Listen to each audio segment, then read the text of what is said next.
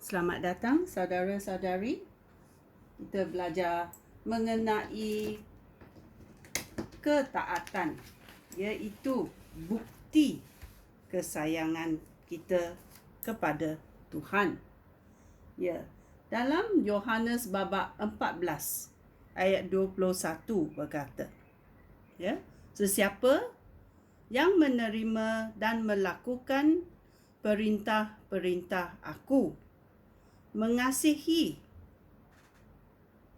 Sesiapa yang mengasihi aku, aku pun akan mengasihi orang itu dan menunjukkan diri kepadanya.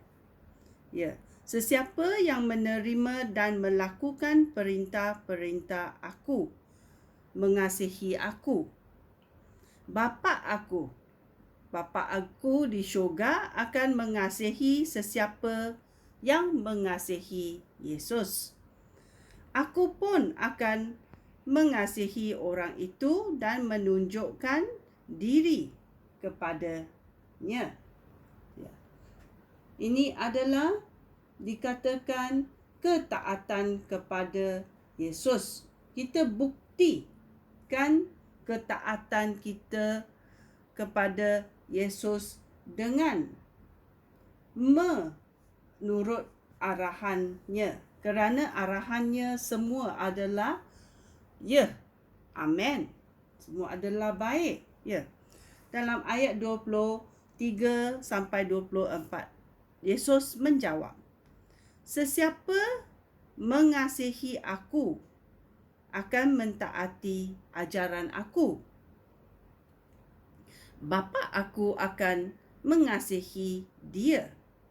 Bapa aku dan aku akan datang kepada orang itu dan tinggal dengan dia. Sesiapa yang tidak mengasihi aku, tidak mentaati ajaran aku. Ajaran yang kamu dengar ini bukan daripada aku, tetapi daripada Bapa yang mengutus aku. Allah Bapa mengutus Yesus Kristus datang ke dunia ini supaya kita boleh melihat kesayangan Tuhan dengan fizikal. So kita tahu, bila kita buktikan kesayangan kita kepada Tuhan adalah dengan mentaati ayatnya. Kita mesti dengar ayat Tuhan dan kita buat ayat Tuhan. Kalau kita dengar dan tidak buat, bolehkah iman kita bertumbuh? Kerana kita mesti berlatih untuk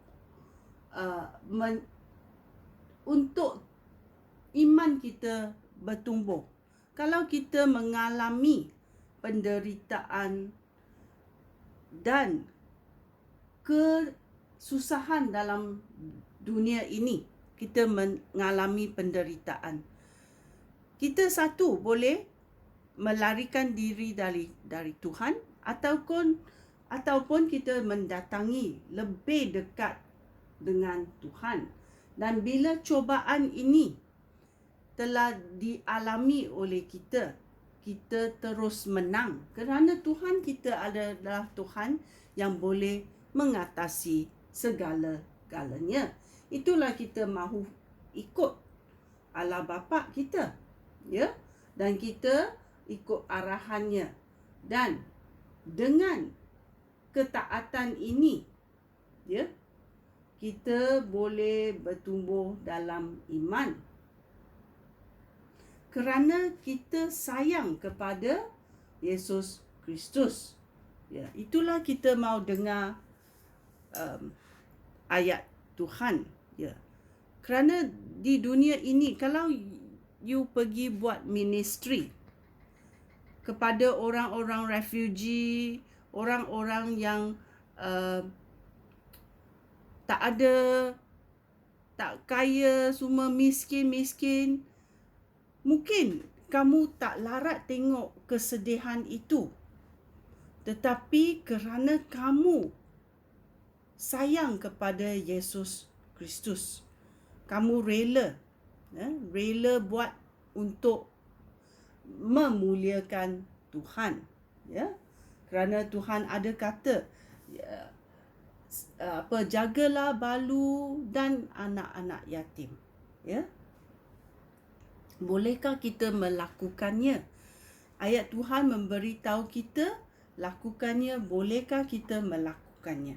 Kalau kita boleh melakukannya kerana kita sayang kepada Tuhan, dan iman kita akan bertumbuh, ya. Kita jangan dengar apa orang lain berkata, ya. Kita dengar apa Tuhan berkata, dan kita berjalan dalam kasih iman Tuhan. Ya, ini sangat penting. Ketaatan ini melambangkan kita sayang Tuhan. Kita buktikan kesayangan kita dengan menurut perintahnya. Sekian, terima kasih. Shalom.